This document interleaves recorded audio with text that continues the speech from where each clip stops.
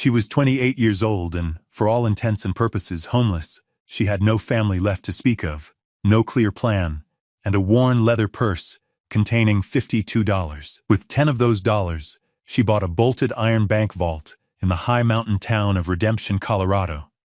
But what nobody knew was that sealed inside its war-era lock was a history that would give her back a future. Settle in close with us for this one, and in the comments, let us know where you're watching from tonight. Hannah Arkwright had learned the world through the language of mechanisms. Her late husband, Thomas, had been a watchmaker, a man whose quiet genius lay in the patient arrangement of gears and springs. He had not been a man of grand pronouncements or easy affections, but he had loved her with a steady, ticking precision. He had come to Redemption not for gold, but for the clean, dry air that was supposed to be kind to his lungs. For 5 years, it had been. In their small clapboard house behind the shop, he had taught her to see the intricate dance of parts that made a whole. He would hold up an escapement wheel, its brass teeth impossibly fine, and explain how it arrested and released the energy of the mainspring, turning raw power into measured time. "Everything has a system, Hannah," he'd say, his voice soft as chamois leather. "You just have to be patient enough to see it." He taught her how to use a jeweler's loop, how to clean a pivot with a pegwood slip, how to feel the right tension in a hairspring. She learned the names of tools, pinvezes, staking sets, mainspring winders. Her hands, though slender, became steady and sure. The beloved object she carried, now tucked in a soft deerskin pouch in her pocket, was the first perfect escapement wheel she had ever crafted under his tutelage. A tiny brass sunburst he had declared finer than his own. His death, when it came, was not sudden but a slow winding down, like a timepiece running out of power. It was consumption that took him, stealing his breath until there was none left. She was 27 when she became a widow, adrift in the silence of a house where nothing ticked anymore. Her position in the town, once respectable as the watchmaker's wife, became fragile, uncertain. She was a woman alone, a fact that seemed to invite either pity or predation, and she wanted neither. The most vital part of the system that had been her life was Thomas's older brother, Elias Arkwright. He was a man built of ledgers and contracts, where Thomas had been built of brass and steel. Elias arrived from Denver 2 weeks after the funeral, his face set in an expression of grim but necessary duty. He had never approved of his brother's choice to be a simple craftsman in a mountain town, and he had certainly never approved of Hannah, whom he saw as little more than a piece of the rustic scenery Thomas had unfortunately acquired. For a month, Elias went over the books, his pen scratching late into the night. Hannah kept to the small house, maintaining the quiet order Thomas had cherished, polishing the tools that now lay dormant. She knew what was coming. It arrived on a Tuesday morning, with the air crisp and smelling of pine. Elias called her into the shop, not to the house. He had her sit on a stool, while he remained standing behind the counter where Thomas had worked. "Hannah," he began, his tone devoid of warmth, "the accounts are in a sorry state. Thomas was a fine artisan, but a poor businessman. There are debts." He gestured to a stack of papers she knew to be a fiction. Thomas had been meticulous, almost pathologically so. After settling his affairs, Elias continued, his gaze fixed somewhere over her head. "There is very little left. The shop, the house, they will have to be sold to cover the liabilities." He paused, letting the administrative coldness of his words settle in the air. He was not a monster. He was simply a man for whom profit was the only legible metric of success, and sentiment was a variable to be discarded. He pushed a single sheet of paper and a small stack of bills across the counter. "I have, however, managed to secure this for you, out of respect for my brother's memory." The paper was a quitclaim, her signature releasing any and all rights to the property and business. The money was $52. It was not a negotiation. It was an ejection, delivered with the impersonal cruelty of a legal notice. Hannah looked at the crisp bills, then at the pen he offered her. She did not argue. She did not plead or weep.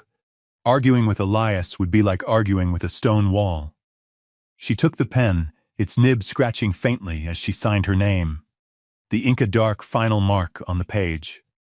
She stood, her movements deliberate and contained. "I will need an hour to gather my things," she said, her voice even. Elias gave a curt nod. "Be quick about it." She walked back to the little house, the place where she had learned about love and levers, and packed a single carpet bag with 2 dresses, her sewing kit, a block of soap, and the deerskin pouch containing the brass escapement wheel. She did not look back as she closed the door for the last time. The sound of the latch clicking shut was the final tick of a life that was now over. She was Hannah Arkwright, 28, a widow with $52 and a single bag, walking away from the only home she had known. Her journey was not one of miles, but of steps that measured the vast social distance between being a wife and being a widow with no means. The walk from the watchmaker's shop on Aspen Street to the Widow Gant's boarding house on the less reputable edge of town took only 15 minutes. But in that time, Hannah felt her entire world reconfigure. The town of Redemption, which had once felt like a small, interconnected community, now seemed a landscape of judging eyes and closed doors. She saw Mrs. Gable, the baker's wife, sweep her porch with sudden, intense focus as Hannah approached. Her gaze fixed firmly on the dustpan. Mr. Abernathy, who ran the mercantile, gave her a tight-paned nod from behind his window display of canned peaches and flannel shirts. A look that was equal parts pity and a desire not to get involved. She felt the weight of their assumptions, that she was destitute, that she was now a burden, another solitary woman for the town to worry about. Her boots, well-made and sturdy, a gift from Thomas, made a steady, lonely sound on the boardwalk. The air, usually a tonic, felt thin and sharp in her lungs. She focused on the physical sensations to keep the tremor from her hands, the rough texture of the carpetbag's handle, the slight chill of the autumn wind against her cheeks, the solid weight of the $52 in her purse. It was a tangible anchor in a sea of uncertainty. The Widow Gant's boarding house was a tall, stern-looking building with peeling gray paint and a permanent smell of boiled cabbage and damp wool.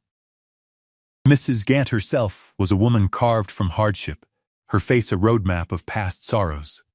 She looked Hannah over with an appraising eye that missed nothing. "A week in advance," she said, her voice flat. "No gentlemen callers. Meals are at 7 and 6. Don't be late." Hannah counted out $3 and placed them in the woman's outstretched palm. The room she was given was on the 3rd floor, small and spare, with a narrow bed, a washstand, and a single window that looked out over a muddy alley. The moment the door closed behind her, the composure she had maintained so rigidly since leaving Elias's presence finally fractured. She did not cry, but a deep, shuddering breath escaped her. She sat on the edge of the lumpy mattress and opened her bag. She took out the deerskin pouch and let the small brass escapement wheel fall into her palm. It was a perfect, intricate thing, a testament to order and patience. She closed her hand around it, its sharp teeth pressing into her skin, a small, grounding pain. For the next 2 days, she stayed in that room, leaving only for the silent, grim meals downstairs. She was conserving her energy, her money, her hope. She was thinking. Thomas had taught her to look at a broken thing not as a failure, but as a puzzle. Her life was a broken thing. She needed to understand its system, to find the one part she could engage to make it move again. On the 3rd day, she walked into town, not as a supplicant, but as an observer. She needed to know the town's own mechanism, its needs and its waste. It was then, standing near the town hall, that she overheard 2 councilmen talking. "It's an eyesore," one complained. "Been there since the bank failed in '65. We'd have to dynamite it to get it out. Scrap price won't even cover the powder," the other grumbled. "And no one can get the damn door open. Bolted shut since the war." They were talking about the old granite and pine bank, a squat stone building that had been abandoned for a decade, and inside it, a vault, a sealed, immovable box, a puzzle. Something in Hannah, the part of her that Thomas had nurtured, sparked to life. She saw not an eyesore, but a challenge.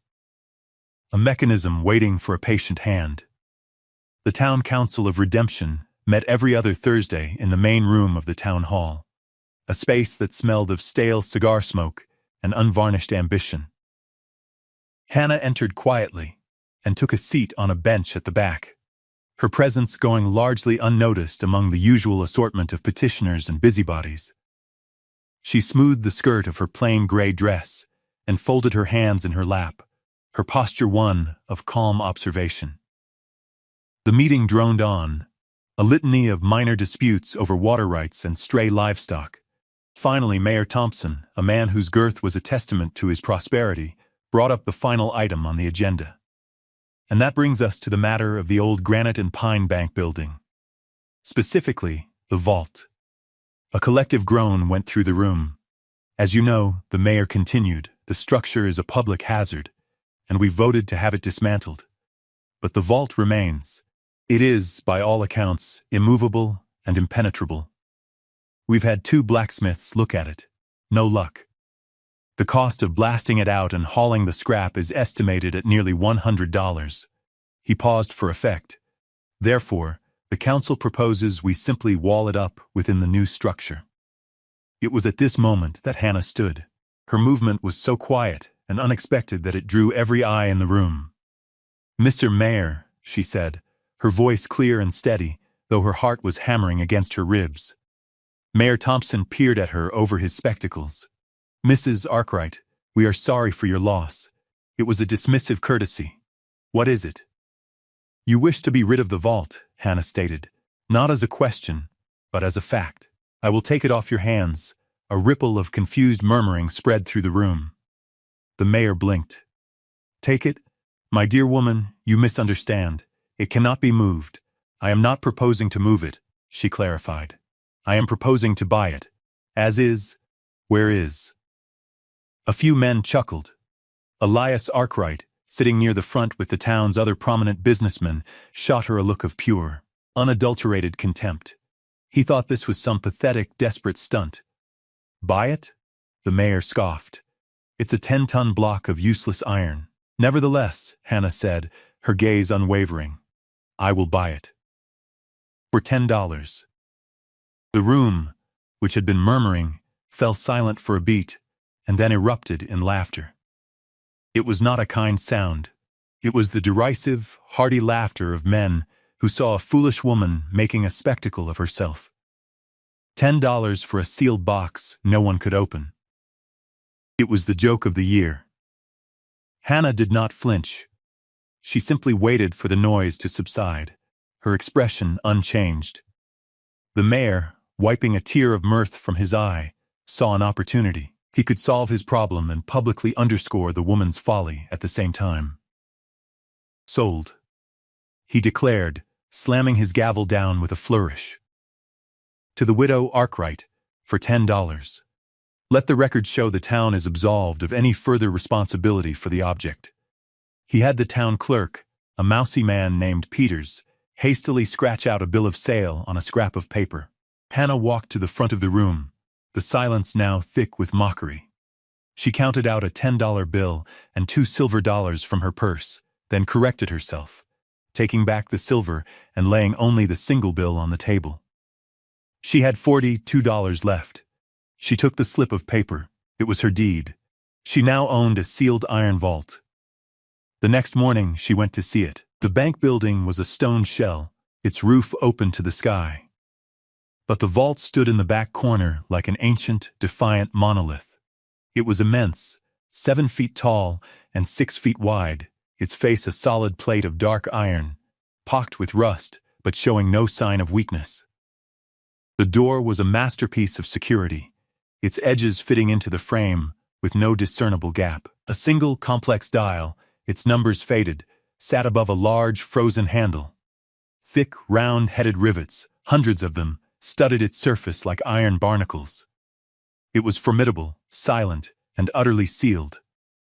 Hannah ran her bare hand over the cold metal. It was not an eyesore. It was beautiful. It was a promise of a secret, a fortress of solitude. It was hers. To solve a puzzle of this magnitude, Hannah knew she needed more than patience. She needed leverage and specialized knowledge. There was only one man in Redemption who possessed both: Daniel Hollis, the town blacksmith. Daniel was a widower himself, a quiet, capable man who had served as a mechanic with the Union Army, repairing cannons and wagon trains. He understood the brute force of iron and the subtle persuasion of heat and oil. His forge was at the other end of town, a place of rhythmic hammering and the clean, sharp smell of hot metal and coal smoke. Hannah found him there, his powerful frame silhouetted against the glowing heart of the forge as he shaped a horseshoe. He worked with an economy of motion that spoke of deep expertise. He looked up as she approached, his face, usually serious, softening slightly. He had known Thomas and had respected him. "Mrs. Arkwright," he said, his voice a low rumble. He quenched the horseshoe in a trough of water, and the resulting hiss seemed to suck the noise out of the air, leaving a sudden quiet. "I need your help, Mr. Hollis," Hannah said simply. She did not offer excuses or elaborate stories. She just stated her purpose.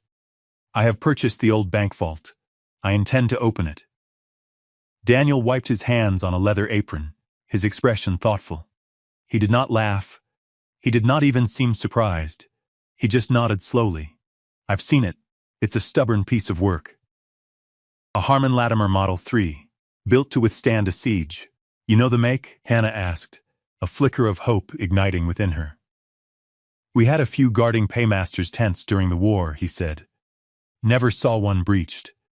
He looked at her, his gaze direct and serious. "It won't be easy." "I'm not looking for easy," she replied. "I'm looking for possible." A small, rare smile touched Daniel's lips. "All right then, let's go have a look at the puzzle." They walked to the ruined bank together, Daniel carrying a heavy wooden toolbox. For the next week, the site became their workshop. The town watched with amusement. Men would stop by on their way to the saloon, offering mock advice. "Need a bigger hammer, Hollis," or "should have just bought a shovel, ma'am, and dug for gold."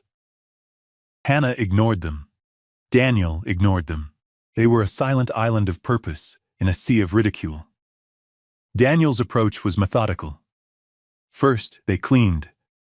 They spent a whole day with wire brushes and rags, scraping away a decade of rust and grime from the door's seams and the face of the lock. Daniel then began to apply a penetrating oil of his own concoction, a mixture of kerosene and lard, letting it seep into the infinitesimal cracks around the hinges and the dial. While the oil did its slow work, they studied the mechanism. Daniel, tapping gently with a small hammer, listened to the sounds. "The tumblers are inside," he explained, pointing to the dial. "At least 5, I'd wager. They have to be aligned just so for the bolt to draw back." Hannah, using her jeweler's loupe, examined the faint markings on the dial. They were not numbers, she realized, but finely etched symbols: a star, a crescent moon, a gear, a feather, a key. The sequence was the problem. On the third day, Daniel brought levers, long, heavy iron bars. With painstaking care, they tried to get the slightest purchase on the handle, but it wouldn't budge. It was directly linked to the internal bolts, which were firmly locked in place. The solution had to come from the dial. For days, they tried combinations, turning the dial with a heavy wrench Daniel had forged. Left 4 turns to the star. Right 3 to the gear. The process was agonizingly slow. Each failure was met not with frustration, but with quiet reassessment. They worked in a comfortable silence, passing tools back and forth, their shared focus a language of its own. On the evening of the 7th day, as dusk painted the sky in shades of bruised purple and orange, Hannah had an idea. She was looking at the symbols again with her loupe. "Thomas always said the answer is usually in the system itself," she murmured, more to herself than to Daniel. She thought about the name of the bank, Granite and Pine. An odd name. She traced the symbols: star, moon, gear, feather, key. What if it wasn't a code, but a story? A sequence of ideas? On a hunch, she spoke the sequence aloud. A key, she began, touching the last symbol. To a gear, she moved to the third, that turns the world. But that didn't feel right. She started again, this time with the bank's name. Granite, pine, rock and tree. Nature, the moon, she said, turning the dial slowly to the right, and the star. She paused. The feather of a bird in a pine tree. And the key, she stopped. The key was man-made, the gear was man-made. What if the natural symbols came first? Moon, right 2 turns, she instructed. Daniel put the wrench on the dial. Star, left 3 turns. Feather, right 1 turn. With each turn there was a faint metallic scrape, but nothing more. They had tried dozens of combinations. This felt no different. Now the man made things, she said, her voice barely a whisper. The gear.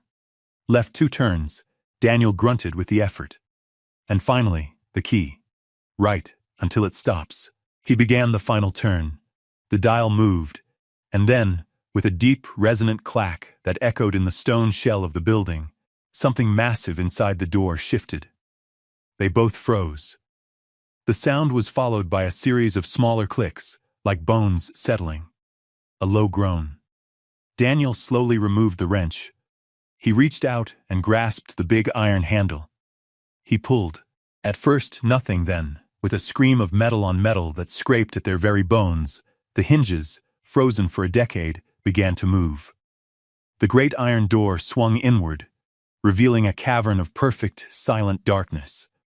The air that flowed out was stale but dry, smelling of old paper, leather, and time itself. Inside, standing on a low wooden shelf, was a stack of leather-bound ledgers and a small, plain tin box. Hannah stepped across the threshold, her heart pounding a rhythm of fear and triumph. She reached out and picked up the tin box. It was unlocked. Inside was a small, heavy cloth bag, a single, unadorned silver dollar, and a folded letter. She opened the letter, its paper crisp and dry. The handwriting was neat, precise. To whomever finds this, it began. My name is Silas Croft. I was the proprietor of this bank. If you are reading this, I am long dead, and my partner, a man named Alistair Finch, has likely succeeded in his ruinous plans. He used the bank to issue fraudulent loans and alter deeds, cheating honest men out of their land.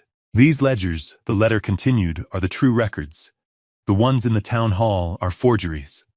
I could not fight him and win, so I created this final record, a puzzle I hoped only a patient and honest soul might solve. The money in the bag is my personal savings, $300 in gold coin. It is not a treasure, it is a tool. Use it to do what is right. The silver dollar is for you. May it bring you better fortune than it brought me. I sealed this door on May 12, 1865. I pray you are the person I hoped would come. Hannah looked up at Daniel, his face illuminated by the last rays of the setting sun. She held the letter in her hand. It was not gold or jewels she had found. It was something far more valuable. It was proof. It was a weapon. It was a charge to keep. The weight of Silas Croft's trust felt heavier than the $300 in gold coin. That night, Hannah did not return to the boarding house. With Daniel's help, she moved a small cot and a lamp into the vault, its thick iron walls a bastion against the prying eyes of the town. The massive door, now obedient on its freshly oiled hinges, was closed but not bolted. By the light of the lamp, they sat on the floor and opened the first ledger. The pages were filled with the same precise, careful hand as the letter. Each entry was a story of trust and betrayal. They saw the name of Jebediah Stone, a farmer who had taken a $200 loan for seed, and whose deed was marked as foreclosed, though the ledger showed he had paid it back in full, with interest, 2 years prior. They saw the name of the widow, Maeve O'Connell, whose small mining claim, which had yielded a modest but steady income, was shown to be signed over to a holding company owned by Alistair Finch for a pittance she had never received. Name after name, the pattern was the same. Mortgages paid, but recorded as defaulted. deeds transferred under false pretenses. The architecture of the town's poverty was laid bare. The beneficiaries were a small circle of men, their names recurring again and again: Alistair Finch, who had long since fled, and his local associates, Mayor Thompson, and to Hannah's cold, unsurprised shock, Elias Arkwright. Her brother-in-law had not just cast her out. He had built his prosperity on the stolen foundations of his neighbors' lives. Her personal grievance was now part of a much larger injustice. Daniel, his face grim in the lamplight, pointed to a name: Angus MacLeod. He lost his ranch 5 years ago, drank himself to death a year later. His wife and son left town with nothing. The name was in the book. His debt marked paid 6 months before the bank seized his land. The rebuilding began not with a confrontation, but with a quiet visit. The next morning, Hannah walked out to the Stone Farm, 3 miles east of town. She found Jebediah Stone, a man stooped and weathered by worry, trying to fix a broken fence line.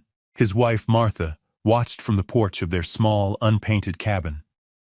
Hannah introduced herself and, without preamble, opened the ledger to his page. "Mr. Stone," she said gently, "I believe the Granite and Pine Bank owes you an apology. And your deed." The farmer stared at the entry, his eyes tracing the record of his payments. He looked at Hannah, then at the book, then back at Hannah, his face a mask of disbelief and dawning, tearful hope. He called for his wife. Martha came, wiped her hands on her apron, and peered at the ledger. She read it, then looked at Hannah, her gaze sharp and assessing. She saw no guile, only a quiet woman holding a book of truth. That evening, Martha Stone arrived at the vault with a basket. Inside was a hot stew, a loaf of fresh bread, and a jar of apple butter. She said nothing, just placed the basket inside the door, gave Hannah a firm, grateful nod, and left. It was the first brick laid in the foundation of a new community. Word traveled not like a fire, but like water seeping into dry ground. Jebediah Stone told his neighbor, who told his brother-in-law. 2 days later, a miner named Finn, whose claim had been stolen, appeared at the vault. He was followed by a rancher's son, clutching the forged foreclosure notice that had broken his father. One by one, they came. Hannah did not make pronouncements. She simply opened the ledger and showed them the truth. Daniel was a constant, silent presence. He did not interfere with the records, but he made the vault a place of work and safety. He repaired the broken hinge with a perfectly fitted iron brace. He built sturdy shelves from reclaimed pine boards to hold the ledgers. He installed a small wood stove in the corner, its chimney expertly routed through a ventilation shaft in the ceiling, turning the cold iron box into a warm, functional space. His loyalty was not spoken. It was demonstrated in the solid thud of his hammer, in the way he stood by the door, a bulwark of quiet strength that discouraged the curious and the hostile. The community was coalescing through shared work, the painstaking labor of matching Silas Croft's true records against the town's false history. The vault, once a symbol of Hannah's folly, slowly transformed into the moral and logistical center of redemption. People no longer called it Arkwright's folly. They called it the records office. Hannah's name, once whispered with pity or scorn, was now spoken with a profound and quiet respect. She was no longer just the watchmaker's widow. She was the woman who had opened the book of truth. Her days settled into a new, purposeful rhythm. In the morning, she would rise from her cot, light the small stove Daniel had installed, and put on a pot of coffee. The smell, rich and warming, would fill the iron-walled room. Then the people would begin to arrive. They would wait patiently outside, hats in hand, their faces etched with the anxieties of years of injustice, but now lit with a fragile flame of hope. Hannah would greet each one, invite them into the warmth of the vault, and listen. She would find their name in Silas Croft's meticulous ledgers, show them the proof of their payment or the true terms of their deed, and then help them draft the necessary papers to file a claim with the circuit judge, who was due to arrive in the spring. She used the gold coins Silas had left not for herself, but to establish a small fund to help with filing fees and to provide sustenance for those who had to travel to the county seat. Daniel's forge became an extension of the records office. He would shoe a farmer's horse for a portion of what other men charged, or repair a tool for a promise of future payment, easing the burdens of the people Hannah was helping. His presence was a quiet endorsement that carried more weight than any mayoral decree. The community began to weave itself around her. Martha Stone brought a hot meal every other day. Finn, the miner whose claim was restored, brought a sack of coal for her stove each week. A young woman named Sarah, whose father's name was in the ledger, offered to help with the paperwork, her neat handwriting a welcome aid.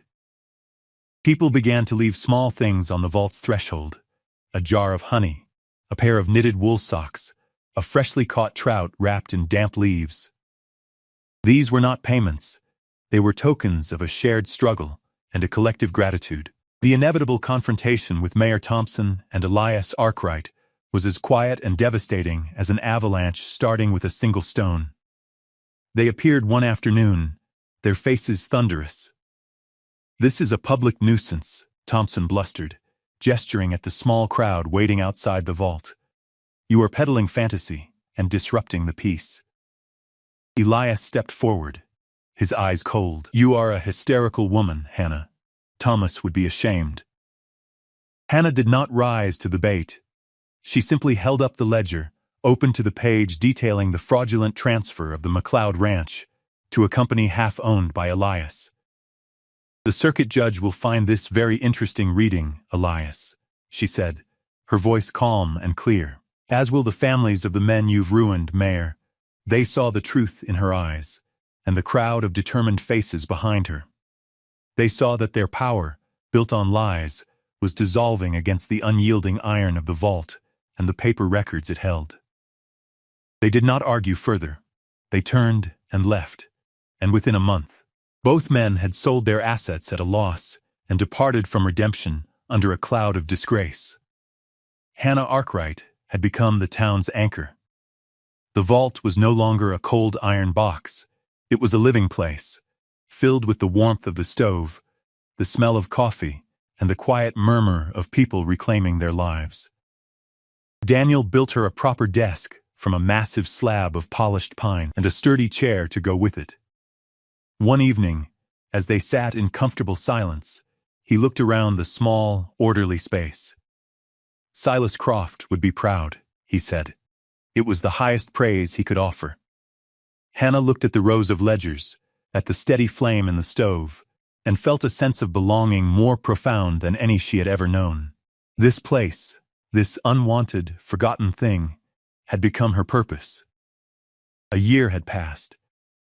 Snow fell outside the open door of the vault, thick, silent flakes drifting down into the twilight, muffling the sounds of the town. Inside, a gentle warmth radiated from the small wood stove, its iron belly glowing a dull cherry red. The air was filled with the scent of burning pine, drying ink, and the faint, clean smell of old paper. Hannah Arkwright sat at the handsome pine desk Daniel had built for her, a cup of steaming coffee warming her hands. The vault was no longer a cavern of darkness, but a compact and meticulously organized office. The shelves Daniel had made were neatly filled with the restored ledgers, alongside new books where she now recorded corrected deeds and settled accounts. An oil lamp cast a steady golden light over the room, glinting off the brass nameplate Daniel had affixed to the door: Redemption Records and Reconciliation. She was 29 years old, and she was home. In one hand, she held the small, intricate brass escapement wheel her husband Thomas had praised as perfect. Its teeth were sharp and precise, a testament to the order he had taught her to see in the world, the belief that every system, no matter how complex, could be understood. In her other hand, she held the single, unadorned silver dollar left to her by Silas Croft. It was smooth and heavy, worn by time and worry. It was a token from a man she had never met, a stranger who had placed his faith in the integrity of another stranger yet to come. She thought of the two men, the watchmaker and the banker. Thomas had taught her how to look at a locked thing and see a puzzle. Silas had built the puzzle and trusted that someone like her would arrive. They were the architects of her new life. Two quiet men whose legacies of patience and principle had converged in this small iron room. She placed the brass gear and the silver dollar side by side on her desk. They looked right together, two small, solid pieces of a life rebuilt. Outside, she heard the crunch of boots in the snow. Daniel Hollis appeared in the doorway, shaking the snow from his hat.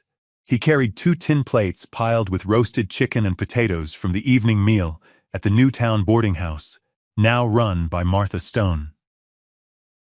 He set one plate on the corner of Hannah's desk and took a seat on the stool he kept near the stove. He didn't need to ask how her day was.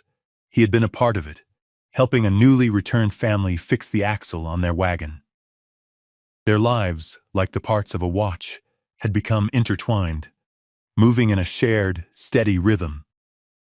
He looked at her, a quiet question in his eyes. She gave him a small, genuine smile.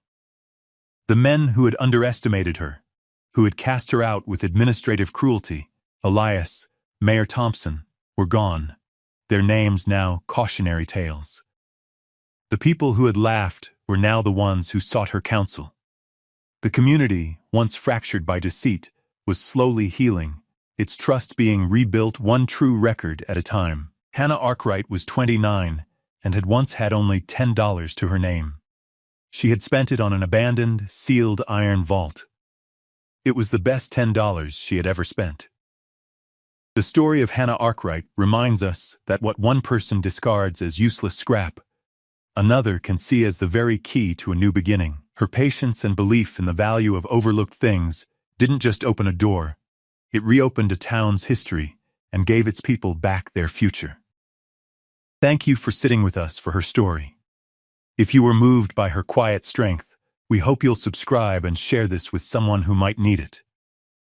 We leave you with this thought. What is the bolted vault in your own life? The thing others have given up on, that might just be waiting for a patient hand? Let us know in the comments below. We read every one. She was 28 and homeless, cast out by the town that had been her only anchor in the vast Dakota prairie. They blamed her for a fire she did not set, leaving her with nothing but her father's tools, $17, and a quiet, burning sense of injustice. With nowhere else to go, she walked toward the skeletal ruins of old Fort Holloway, a place everyone else had forgotten. But what nobody knew, least of all Edith Whitcomb, was that buried beneath the floor of its collapsed storehouse was a secret that would not only prove her innocence, but rewrite the history of the town that had abandoned her. Settle in with us for this story, and let us know in the comments where you're watching from tonight. Edith had come to the Dakota Territory as a girl of 12, trailing behind her father, Thomas Whitcomb. Her mother had not survived the journey, her life given over to a fever somewhere in Nebraska, leaving just the two of them to face the unending grass and sky. Thomas was a carpenter, a man who spoke more fluently with a saw and plane than with his own voice. He was quiet, methodical, and possessed a deep and abiding reverence for the integrity of wood, for the truth of a straight line. In the raw, ambitious town of Prairie's End, he found his purpose. He built the town's first church, its steeple a clean, sharp needle against the blue. He framed the bank, the hotel, and the homes of the men who were growing rich from the railroad and the land. He taught his daughter everything he knew. Edith learned to read the grain of a plank, to know by the scent of sawdust whether it was pine or oak. She learned to square a joint, to drive a nail in 3 clean strokes, to handle a crosscut saw with a steady, rhythmic pull that did not bind the blade. Her father's workshop was her school and her sanctuary. More than any tool, he had taught her to trust the plumb bob. It was a simple thing, a solid brass weight, heavy and cool in the hand, suspended from a braided linen line. He kept it in a small, oiled leather pouch, and he showed her how to let it hang. to wait for its perfect stillness, to find the true vertical that was the foundation of any honest structure.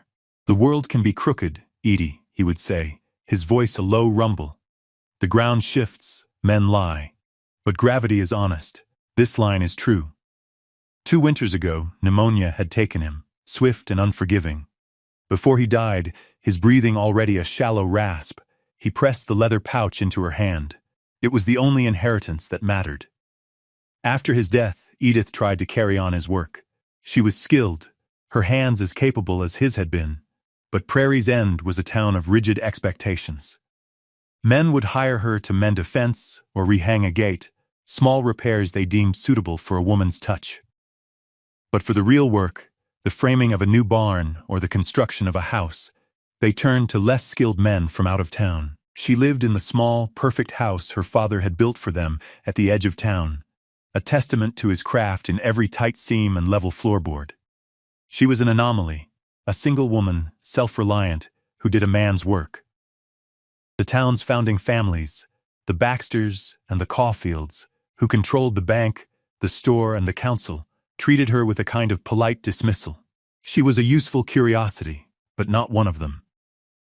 The quiet loneliness that had settled over her after her father's death deepened, hardening into a shell of competence and reserve.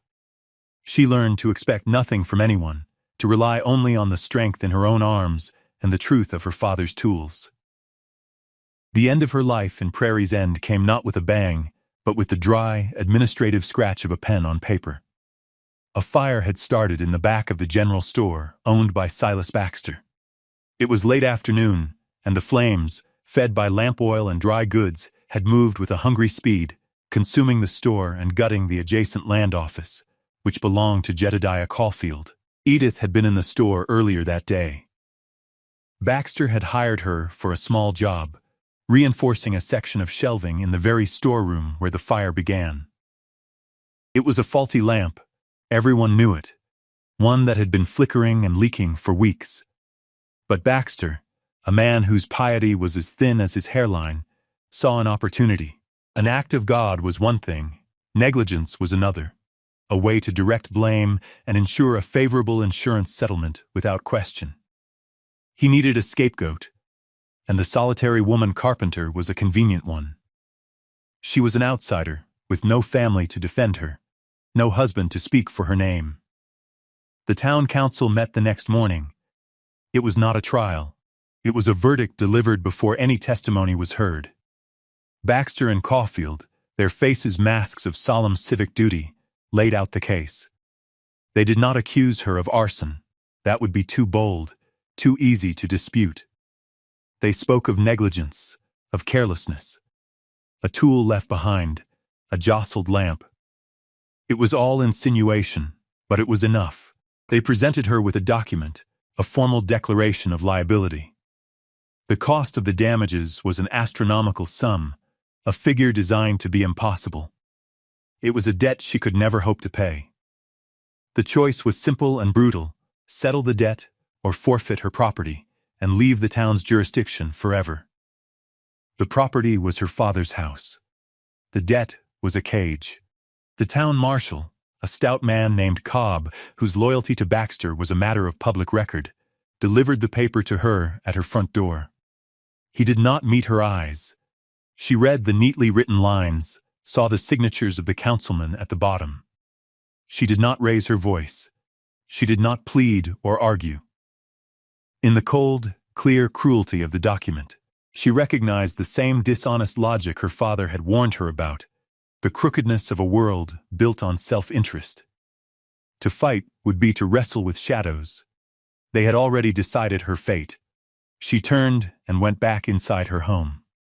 Marshal Cobb waited on the porch, a silent, stolid guard. Edith moved through the 2 small rooms, her movements deliberate and calm. She did not pack the life she had lived there. She packed the tools to build a new one. Into a heavy canvas sack went her father's hand saw, his hammer, the pry bar, his set of chisels wrapped in an oilcloth roll. She tucked the small leather pouch with the plumb bob into an inner pocket.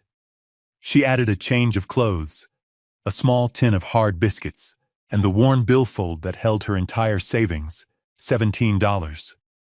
She left the sturdy furniture her father had built, the braided rug on the floor, the scent of wood shavings and turpentine that still clung to the walls. Her final glance was for the house itself, for the perfectly joined corners of the window frames, the level line of the mantelpiece. It was a structure built on truth. She was being exiled by a town built on lies. She closed the door softly, walked onto the porch, and handed the key to the marshal. He took it without a word. Edith shouldered her sack, walked down the steps, and left Prairie's End without looking back. She walked west, following the faint ruts of the old cavalry trail that cut a path across the prairie. The sun was a low, burning ember on the horizon, casting long, distorted shadows that stretched out before her like accusations. The air was turning sharp and cold, carrying the first premonition of winter. Her world shrank to the rhythm of her own body in motion, the steady crunch of her boots on the dry earth, the strain in her shoulders from the weight of the canvas sack, the cool air filling her lungs. The prairie surrounded her, a vast, rustling sea of grass under a sky of deepening indigo. The wind was a constant, mournful sigh, a sound so immense it seemed like the earth's own breathing. She walked until the lights of Prairie's End were long gone, until the moon, a sliver of bone, rose high in the blackness. Her legs ached with a deep, satisfying burn. The physical pain was a welcome distraction from the hollow space that had opened inside her. She had no plan, no destination beyond putting one foot in front of the other. But in the back of her mind was a place she knew of, a ghost on the landscape. Fort Holloway. It was an old army post, built on a bluff overlooking a shallow creek, about a day's hard walk from town. It had been abandoned a decade ago, after the war, its garrison withdrawn, its buildings left to the wind and the snow. People said it was haunted, a place of bad memories. No one ever went there. For Edith, that was its primary recommendation. It was a place to be alone. It was a place to stop moving. She did not allow herself the release of tears. Crying was a luxury she could not afford. Instead, she focused on the details of the land with the precise, observing eye her father had taught her. She noted the gentle slope of the ground, the outcroppings of granite that broke through the soil, the way the tallest grasses bent, indicating the prevailing direction of the wind. She was assessing her environment, judging its character, just as she would a piece of timber. Sometime after midnight, she stopped. She sat with her back against a low, stony ridge, took a careful sip from her canteen, and ate one of the dry biscuits from her tin. She chewed slowly, making it last. It was sustenance, not comfort. Then she got to her feet and walked on. As the first pale, gray light of dawn began to separate the earth from the sky, she saw it. A collection of dark, angular shapes on a rise in the distance, stark against the brightening horizon, the silhouette of a broken stockade fence, the gaunt, skeletal frames of buildings where roofs had collapsed. Fort Holloway. It looked like a graveyard of ambition, desolate and unwelcoming. But to Edith, after a night of walking into emptiness, it was something solid. It was a landmark. It was a form of shelter. She shifted the weight of the sack on her shoulder and quickened her pace, her boots whispering through the dew-wet grass as she walked toward the ruins. Climbing the bluff, she felt the full force of the wind, a raw, unimpeded current of air that whipped her hair across her face and chilled her to the bone. The fort was even more derelict up close than it had appeared from a distance. The great timbered gate had torn loose from its massive iron hinges and lay half-buried in the earth. The parade ground, once a flat, packed expanse of dirt, was now a thicket of thistle and prairie weeds, their burrs clinging to her skirt. She moved methodically through the compound, inspecting the decay. The long barracks buildings were open to the sky, their roofs gone, their interiors filled with drifted soil and animal nests. The commander's house, a 2-story structure of sawed lumber, was a hollowed-out shell, its windows like vacant eyes. Her search led her finally to the quartermaster's storehouse. It was a long, low building, more fortress than house, constructed of thick limestone blocks and heavy timbers. It was built into the side of the hill, using the earth itself as one of its foundations. One end of the roof had caved in completely, leaving a tangled wreck of splintered beams and rotting shingles. But the other end, the one pressed against the hillside, seemed largely intact. She pushed open the heavy, groaning door and stepped inside. The air was cold and still, thick with the smell of damp earth, mildew, and the faint, dusty scent of forgotten things. It was dark, the only light coming from the gaping hole in the roof at the far end and a few narrow slits in the stone walls that had once served as windows. The storehouse was cavernous, perhaps 60 feet long and 30 feet wide. The immense ponderosa pine beams that supported the remaining roof were as thick as a man's chest. Some were still solid, dark with age. Others were soft with rot, trailing long beards of moss. The floor was mostly packed earth, but she could see the remnants of wooden planking in the more protected section near the back wall. It was this corner that drew her. It was the driest, most sheltered part of the building. With a broken plank she found on the ground, she began to sweep, clearing a space of rubble, dirt, and the debris of decades. She used the small saw from her sack to cut away a dangerously dangling beam, the sound of the teeth biting into the old wood, a small, reassuring act of order in the midst of chaos. Here, she had 4 solid walls and a partial roof. It was not a home, but it was a reprieve from the wind. But as a cold front rolled in that afternoon, bringing with it a fine, persistent rain, she discovered the flaw in her refuge. The packed earth floor began to weep moisture. A deep, seeping dampness rose from the ground, making the air feel even colder, turning her single blanket clammy. She needed to get off the ground. She needed a dry space, not just for sleeping, but for the simple act of existing without being saturated by the chill. Her eyes fell again on a section of the floor near the back wall. It was a raised platform of wooden planks, about 6 feet square, sitting a few inches higher than the surrounding earth. It looked like it might have been a loading area, or perhaps it covered something. The planks were thick oak, weathered to a silver gray but remarkably solid, protected as they were from the worst of the elements. An idea, born of desperate necessity, began to form in her mind. She reached into her sack and took out her father's pry bar. She knelt beside the raised platform, the cold of the damp earth seeping through the knees of her trousers. The oak planks were fitted tightly together, their surfaces worn smooth by time and use.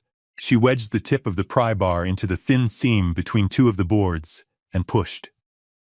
Nothing, the old square-headed nails, forged by some long-forgotten blacksmith, held fast in the timber below. She repositioned the bar, finding a better purchase, and put her full weight into it, her muscles straining. With a sudden, violent screech of tortured metal, one end of the plank lifted a few inches. A puff of dry, ancient dust billowed out, smelling of earth and absolute stillness. Encouraged, she worked the bar along the length of the board, and with another groan of protest, it came free. She laid it aside and peered into the darkness below. It was not solid earth, it was a hollow space, a small, stone-lined cellar dug into the ground beneath the floor. It appeared to be a root cellar, a cold storage pit common in such outposts, perfectly preserved in the dry earth beneath the storehouse. It was about 6 feet square and maybe 4 feet deep, and it was, miraculously, bone dry. As her eyes adjusted to the gloom, she saw them. Sitting squarely in the middle of the cellar's earthen floor were 3 wooden chests. They were standard-issue Army footlockers, built of pine and bound with straps of black iron. Stenciled in fading black paint on the side of each were the words U.S. Army Property and Fort Holloway. But beneath that, in a different, fainter script, was another stencil, the name A. Shaw. Her heart beat a little faster. This was not a forgotten supply cache. This was deliberately hidden. The locks on the chests were heavy iron hasps, sealed by rust. She used the pry bar again, jamming it under the lid of the first chest and heaving upwards. The rusted hasp snapped with a sharp crack. She lifted the heavy lid. The first chest was filled with provisions. Neatly packed tins of coffee, their paper labels still bright. Heavy canvas bags of sugar. Bolts of dark blue wool cloth, the kind used for army uniforms. And at the bottom, a dozen pairs of new cavalry boots, the leather still stiff and smelling faintly of tannin. These were not spoiled or leftover goods. They were prime supplies, valuable and easily traded. The second chest was heavier.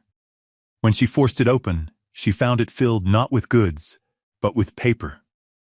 On top were several official-looking, leather-bound ledgers. She opened the first.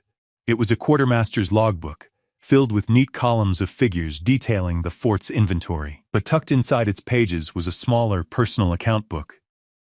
Edith pulled it out and opened it. The handwriting was the same, but the contents were starkly different. This was a secret record. It detailed transactions, not of issue, but of sale.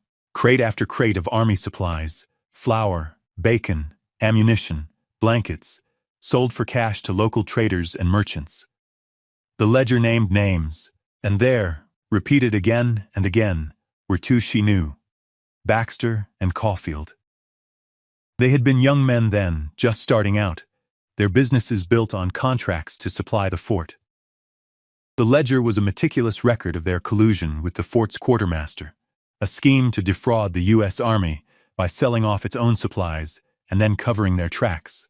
A final entry described the deliberate burning of the fort's official supply records just before its decommissioning, a fire blamed on a lightning strike. The third chest was different. It held personal effects, a neatly folded cavalry sergeant's jacket, the wool still in good condition, a small, framed tintype photograph of a serious-looking woman and a small boy with wide, curious eyes, and an oilskin pouch, sealed with wax. Her fingers trembled slightly as she broke the seal and unfolded the single sheet of paper inside. The letter was written in the same careful hand as the ledgers. It was addressed simply, to whoever finds this. It was a confession and a testament, written by a man named Alistair Shaw, quartermaster sergeant. He explained the scheme, his own complicity born of threats against his family. He wrote of how Baxter and Caulfield, his partners in the crime, had cheated him of his share and left him to take the fall. Before he could expose them, he received sudden orders for a transfer. He had hidden this small portion of the goods he'd managed to secure, along with the ledger that proved the entire conspiracy, intending to return for it. But he feared he never would. "I have lost my honor," he wrote, "but I pray this record may one day restore the truth. I leave this in the hope that my son, Andrew, might grow up in a world where such crimes do not go unpunished, and that he becomes a better man than his father was." He signed it, S. Jeet, Alistair Shaw, a man who made a poor bargain. Edith sat back on her heels in the dusty silence of the cellar, the letter in her hand. She looked from the tintype of the small boy to the names in the ledger. This was no longer just about a fire in a general store. It was about a truth that had been buried for a decade, a crime that had been the very foundation of the town that had cast her out. The discovery settled a new kind of purpose in her bones. Survival was no longer enough. Now there was a reason for it. She climbed out of the cellar, leaving the chests for the moment, and set about her own smaller acts of restoration. She took one of the heavy wool army blankets from the first crate and laid it over her pallet of pine boughs, creating a barrier against the damp chill. In a cleared corner of the storehouse, she built a small, careful fire in a ring of stones, using dry, splintered timber from the collapsed section of the building. She filled her small pot with water from the creek and brewed coffee from one of Sergeant Shaw's tins. The rich, dark aroma filled the cold space, the first scent of comfort and civilization she had known in days. It was as she was sipping the hot, bitter liquid that a figure appeared in the doorway, silhouetted against the gray afternoon light. A man on horseback had ridden up the bluff, drawn by the faint, unfamiliar wisp of smoke. He was tall and broad-shouldered, his face weathered by the sun and wind, marked by a long, pale scar that ran from his temple down his jawline. He dismounted slowly. "This is private land," he said, his voice a low baritone. "Or what's left of it." Edith stood, her hand resting near the pry bar she had leaned against the wall. "I meant no harm," she said. "I needed shelter." The man's eyes took in her small, orderly camp, the neat pile of firewood, the mended corner of the roof. He was not threatening, merely watchful. "My name is Andrew Shaw," he said. "My ranch borders this property." The name struck her like a physical blow. Shaw. She looked from his scarred face to the loose floorboards covering the cellar. This was the boy from the tintype, grown into a man who wore his history on his face. "Shaw," she repeated, her voice quiet, like the name on the crates. Andrew's expression, already grim, hardened further. He knew the stories. He had grown up in the shadow of a father, branded a thief and a deserter, a man who had vanished from Fort Holloway, leaving a stain on his family's name. In that moment, Edith made a choice. She trusted the truth. She gestured toward the cellar. "You should see what your father left," she said. Warily, he followed her. She lifted the plank and held her lantern over the opening. He peered down, his gaze falling on the stenciled name on the footlockers. He lowered himself into the pit, and Edith passed him the ledgers and the oilskin pouch. He sat on an overturned crate and began to read. He read the damning entries in the secret account book. He read his father's letter, his face unreadable in the flickering lantern light. He picked up the tintype, his thumb brushing over the image of the small boy he once was. When he finally looked up, his eyes were dark with a decade of buried anger and shame. "So this is it," he said, his voice rough. "They built their fortunes on my father's ruin." He had been a cavalry scout himself before he'd started his ranch, and he understood the logistics of supply lines, the myriad ways a clever, dishonest man could bleed the army dry. He looked at Edith, a long, assessing gaze. "What do you want?" he asked. "Justice," she said simply. "They ran me out of town on a lie. It seems to be a habit of theirs." An unspoken pact was forged in that dusty cellar. It was not friendship, not yet. It was an alliance of two solitary people bound by a shared enemy and a shared need for the truth to be brought into the light. Andrew Shaw was a man of action, not words. "You have coffee," he stated, looking at the open crate. "I have lumber." It was a trade, not charity. The next morning, he returned not on horseback, but in a sturdy wagon drawn by two stout mules. The wagon bed was loaded with fresh milled pine boards, a small keg of nails, and a roll of tar paper. He also brought a sack of potatoes and a thick slab of bacon, which he set down without comment. And then, they began to work. They were a study in quiet competence. Edith, with her father's tools and her innate understanding of structure, and Andrew, with his raw strength and the practical, problem-solving mind of a rancher. The silence between them was not awkward, but companionable, filled with the sounds of labor, the clean bite of Edith's saw, the rhythmic percussion of her hammer, the grunt of effort as Andrew hoisted a new beam into place. They started with the roof over her corner of the storehouse, first reinforcing the main support beam, then patching the gaping hole with the new planks. Edith, perched precariously on the rafters, nailed the boards down while Andrew sealed the seams with hot tar. The work was hard, but it was honest. A few days into their labor, another visitor arrived. An elderly Lakota woman named Mary Little Crow, whose small camp was situated down by the creek, walked up the bluff, her expression curious. She watched Edith work for a long time, her dark eyes missing nothing. She had known Thomas Whitcomb, had traded with him years ago, and respected him as a man whose work was true.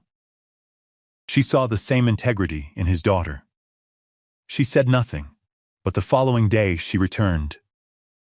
She carried a bundle, which she laid at the entrance to the storehouse. Inside was a collection of dried herbs for making tea, and a magnificent, heavy buffalo robe, tanned to a soft, supple leather on one side, and thick with dark fur on the other. She had seen that Edith had only thin army blankets against the deepening autumn cold.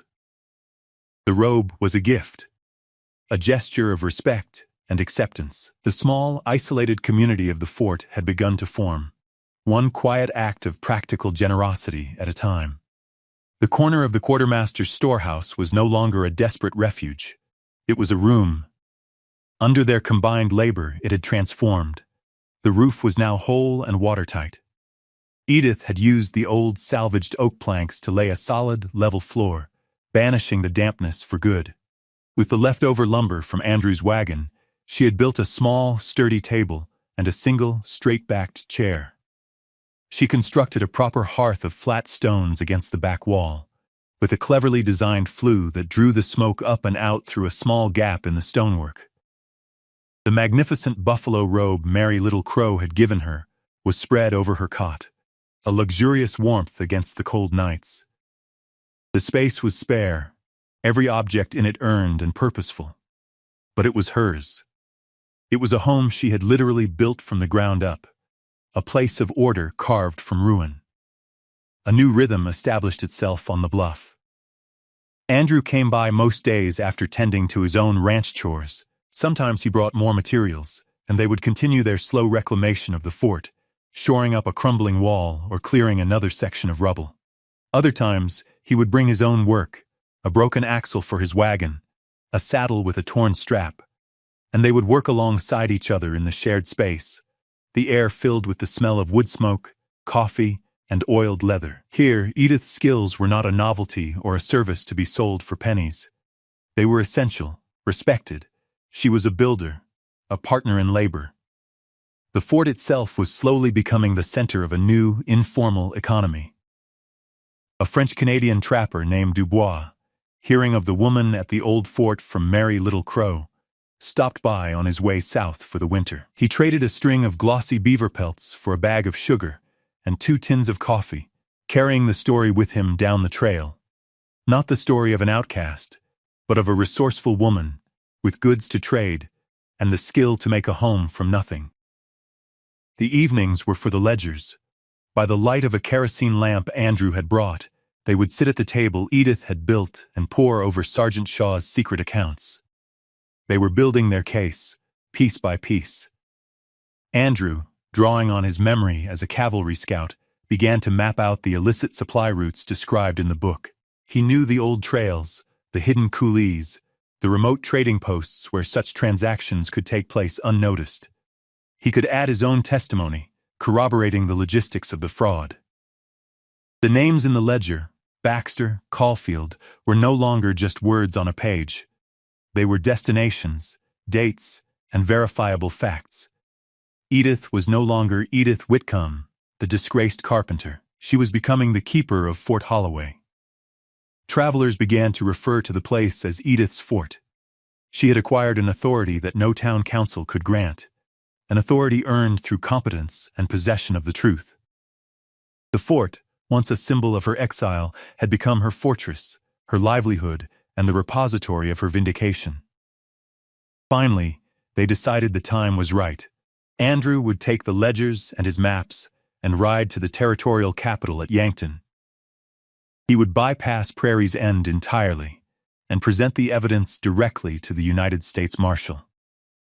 The case was too serious, the fraud too large, for a local magistrate. It was a federal crime. His role was to be the messenger, the witness. Edith's role was to stay, to guard the fort, the physical proof of everything. He took the official logbook and his father's secret ledger. But Edith kept the personal items, the letter, the tintype, and the folded blue jacket. They were the heart of the story. In the week that Andrew was gone, a profound quiet settled over the fort. Edith had finished her work. The room she had carved out of the storehouse was complete. It was clean, warm, and ordered. Her father's tools, cleaned and oiled, hung in a neat row on a rack she had built against the stone wall. The air was still, broken only by the crackle of the fire in the hearth and the constant sweeping whisper of the wind outside.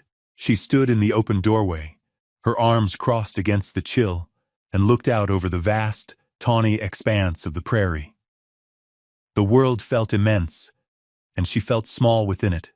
Yet for the first time in her life, she felt securely anchored. She ran a hand over the smooth, plain surface of the table she had made. She thought of Silas Baxter and Jedediah Caulfield, men who had seen her as nothing more than a woman to be used and discarded. They saw her as someone who mended things. Here, in this abandoned place, she had not merely mended. She had built. She had created a life from what they had left for dead. Later, she sat at the table and took out the two small objects she kept on a narrow shelf above her hearth. The first was her father's plumb bob, its heavy brass body gleaming in the firelight, its braided line coiled neatly in its worn leather pouch. The second was the tintype of Sergeant Alistair Shaw's wife and his young son, Andrew. She held them both in her hands, one in each palm.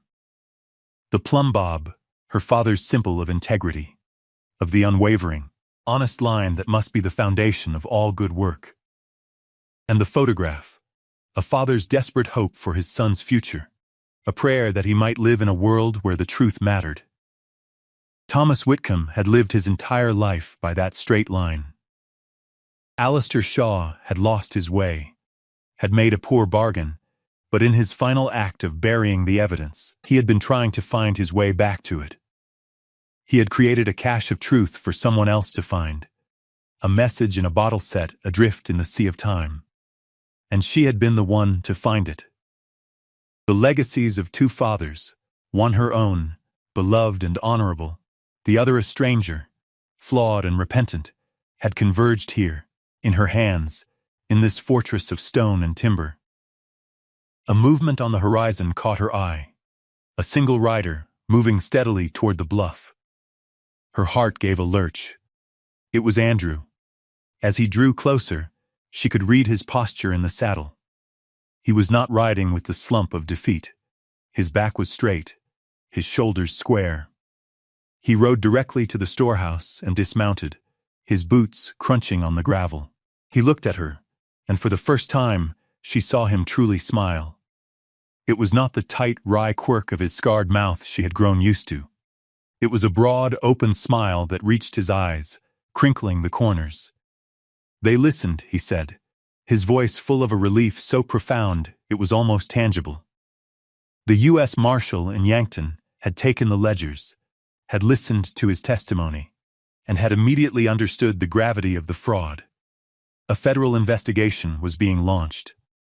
Warrants had been issued for the arrest of Silas Baxter and Jedediah Caulfield on charges of conspiracy and fraud against the United States government. Their businesses, their homes, their bank accounts, all built on a foundation of lies, were being seized. The truth, buried for a decade under the prairie sod, was finally being brought into the daylight. His father's name would be cleared. The official record would be amended to show he had died in service, his last acts instrumental in exposing a crime against the nation he served. Edith looked at Andrew, at the unburdening of a lifetime of shame from his face. Then she looked back at the small, sturdy room she now called home. She was 28 and had been driven out, disgraced and penniless. She had taken refuge in a ruin. But in that ruin, she had found her own strength, her own purpose, and a justice far greater than she could have imagined. The town had cast her out, but the prairie had taken her in. Edith Whitcomb was cast out with nothing but her father's tools and $17. She took refuge in a ruin, and there she found a truth that had been buried for a decade. It was the best thing that ever happened to her, the foundation of a new and honest life built with her own two hands. What have you, in your own life, built from something that someone else threw away? Let us know in the comments below, and as always, thank you for being part of our community. Stay close for more stories like this one.